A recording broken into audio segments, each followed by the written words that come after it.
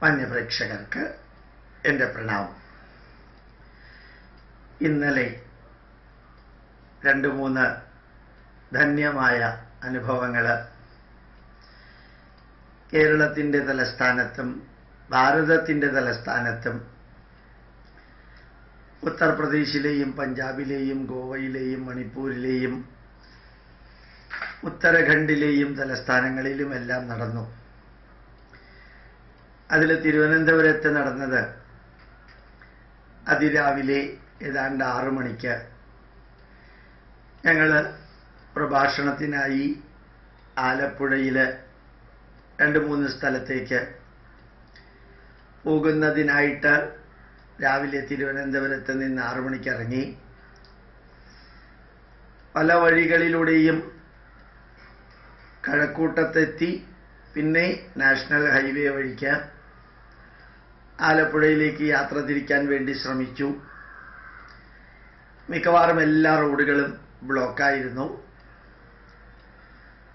പിന്നെ തിരുവല്ലം വഴിക്ക് പോയിട്ടാണ് ഞങ്ങൾ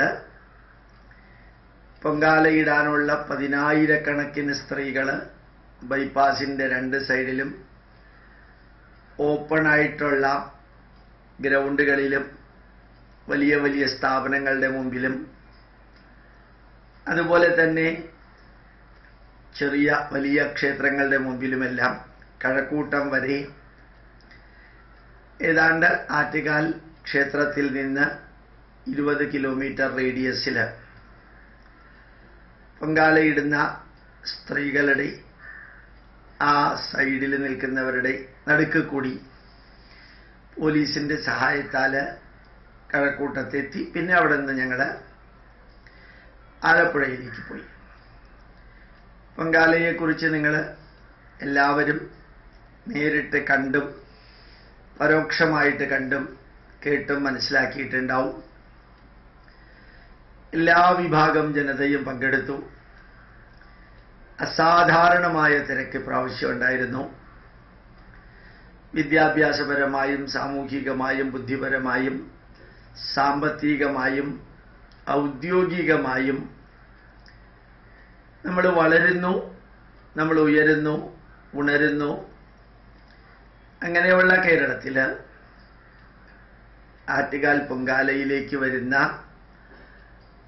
യുവതികളുടെ, അമ്മമാരുടെ, വൃദ്ധകളുടെ എണ്ണവും ക്രമാതീതമായിട്ട് വർദ്ധിക്കുന്നു. നല്ല വെയില്, തണലില്ലാത്ത അന്തരീക്ഷം, ചുറ്റും തീയ്, പുക.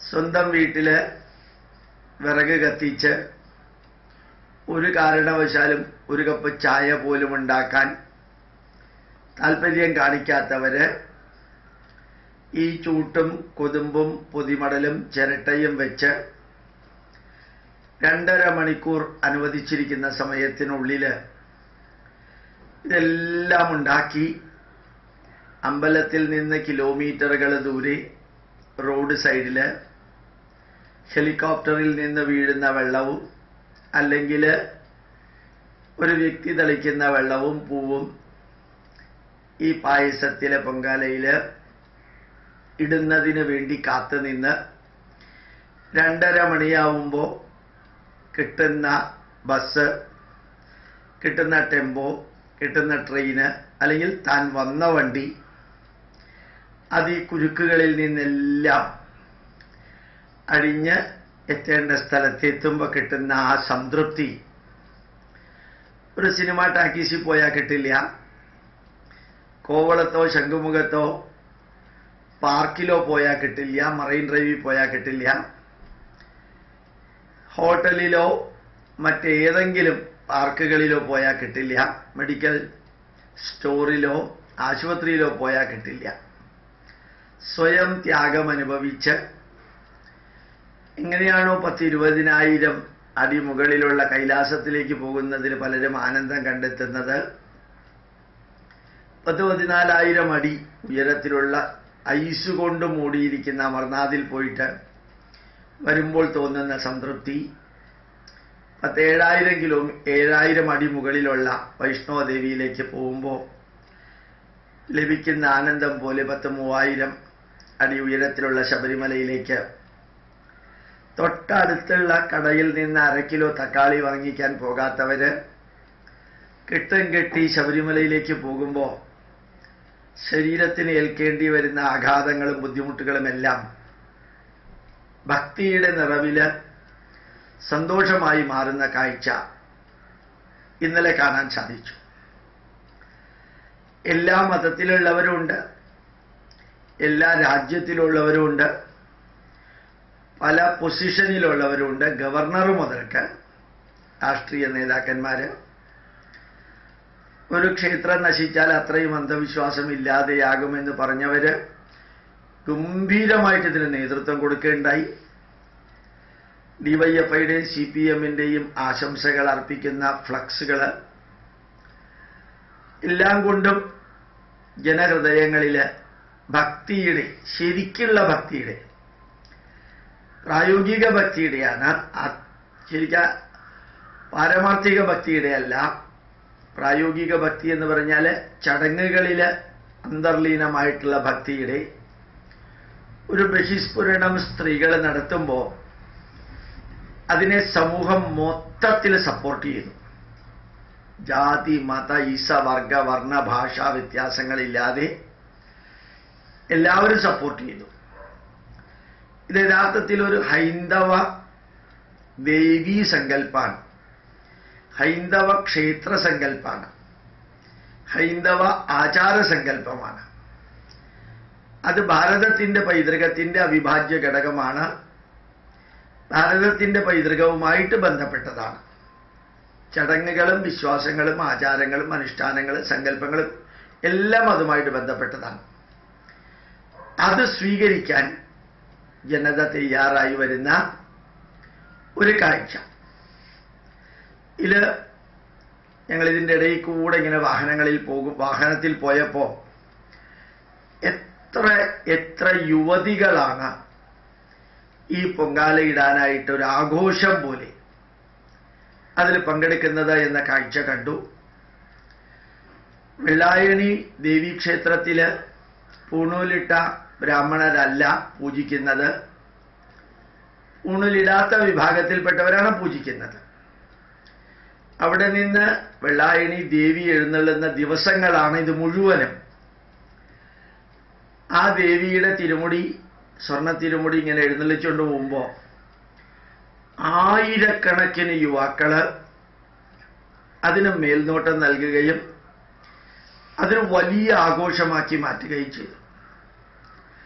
ഇന്നലെ തന്നെയാണ് ചോറ്റാനിക്കരയിലെ മകൻ തൊഴല്.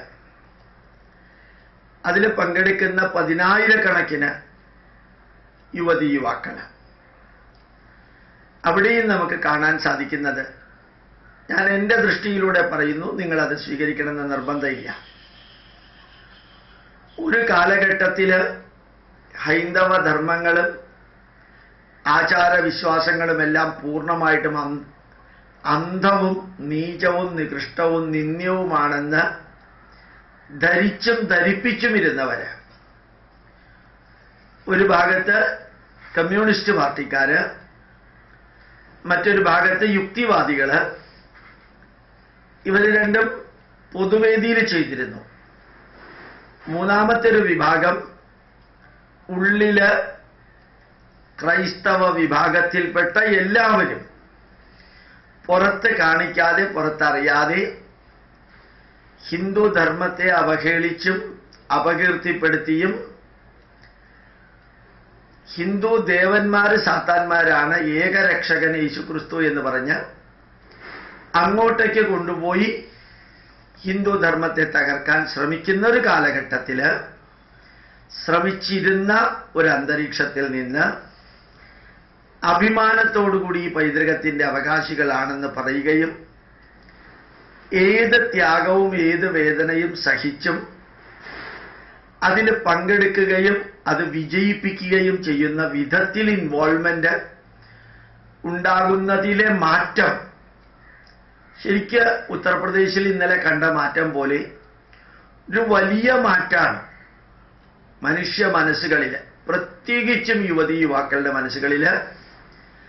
അഭിമാനത്തോടുകൂടി ഹൈന്ദവ ധർമ്മ ചിന്താധാരകള് പ്രായോഗിക തലത്തിലേക്ക് വരികയും അതിൽ ആസ്വദിക്കുകയും ദൈവഭയം കൊണ്ടോ അല്ലെങ്കിൽ ദൈവത്തെ പ്രീതിപ്പെടുത്തിയിട്ട് തന്റെ കാര്യം നേടാനുള്ള കോക്കസ് ഗ്രൂപ്പിലെ ഒരു ഈശ്വര സങ്കല്പം എന്ന രീതിയിൽ ഈശ്വരനും ആത്മീയതയും ഭക്തിയും മിക്സ് ചെയ്യുകയോ ചെയ്യാതെ പ്രായോഗിക നന്മയുടെ മനസ്സിനും ശരീരത്തിനും കുടുംബത്തിനും സംസ്കാരത്തിനും സമൂഹത്തിനും എല്ലാം നന്മ വരുത്തുന്ന വിദേശികൾ ഉൾപ്പെടെ വരുന്ന സ്ഥിതിക്ക് അത് രാഷ്ട്രത്തിന്റെയും അന്താരാഷ്ട്ര തലത്തിലും യൂണിറ്റി ഉണ്ടാകുന്ന ലെവലിലേക്ക് ഉയരുക. അതാണ് പൊങ്കാല. ഹൈന്ദവ ജനതയില്, ഈ ഹിന്ദുസ്ഥാനത്തില് ഈ പൈതൃകത്തെ ആരാധിക്കുന്ന ഏത് മതത്തിലുള്ളവനും അതിൽ ഇൻവോൾവ് ചെയ്യാം. അതിൽ പള്ളിയിൽ നിന്ന് വെള്ളം കൊടുത്തു, പള്ളിയിൽ നിന്ന് സംഭാരം കൊടുത്തു, അതൊക്കെ വാർത്തയാക്കാൻ ശ്രമിക്കുന്നത് തന്നെ ഈ നാടിന്റെ ചൈതന്യത്തിന് എതിരാണ്.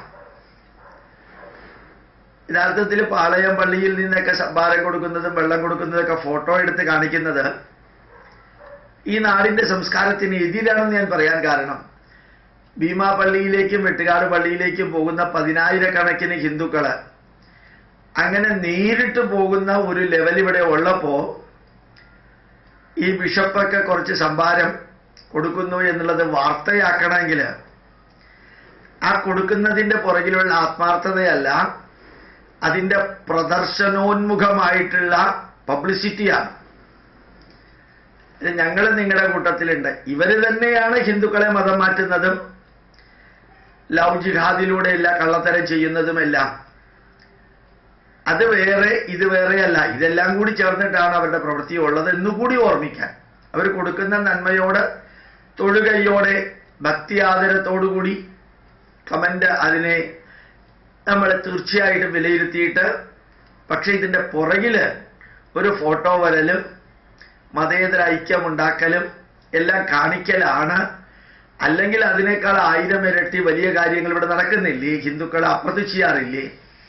അതെന്താ വാർത്തയായിട്ട് ഫോട്ടോ ആയിട്ട് കൊടുക്കാറുണ്ടോ എന്നുകൂടി ചിന്തിച്ച് ഈ ആറ്റുകാൽ ഭഗവതി ക്ഷേത്രത്തിൽ നടന്ന ധന്യമായിട്ടുള്ള ഒരു തലമുറയുടെ ഉയർച്ചയും വളർച്ചയും തകർച്ചയിൽ നിന്നും തളർച്ചയിൽ നിന്നുള്ള ഉയർത്തെഴുന്നേൽപ്പും കാണാൻ സാധിക്കുന്നതാണ് തിരുവൈരാണിക്കുളം ക്ഷേത്രത്തിലുള്ള നടതുറപ്പും ചോറ്റാനിക്കരയിലെ മകം തൊഴലും ശബരിമലയിലേക്കുള്ള യാത്രയും അതുപോലെ തന്നെ ആറ്റുകാൽ ഭഗവതി ക്ഷേത്രത്തിലെ പൊങ്കാലയും അതുപോലെ തന്നെ വെള്ളായണി ക്ഷേത്രത്തിലെ മുടിയെഴുന്നള്ളിപ്പിന് പണ്ട് ആരും പോകാതിരുന്നത് 10,000-ങ്ങളെ ഒരു വർക്കിംഗ് ഡേയിൽ പോലും പങ്കെടുക്കുന്നതുമെല്ലാം അത്യത്ഭുതകരമായിട്ടുള്ള ഒരു രാഷ്ട്രത്തിൻ്റെ, കുടുംബത്തിൻ്റെ, സംസ്കാരത്തിൻ്റെ, സമൂഹത്തിൻ്റെ, വ്യക്തിയുടെ മനസ്സിൽ വരുന്ന മാറ്റമാണ്.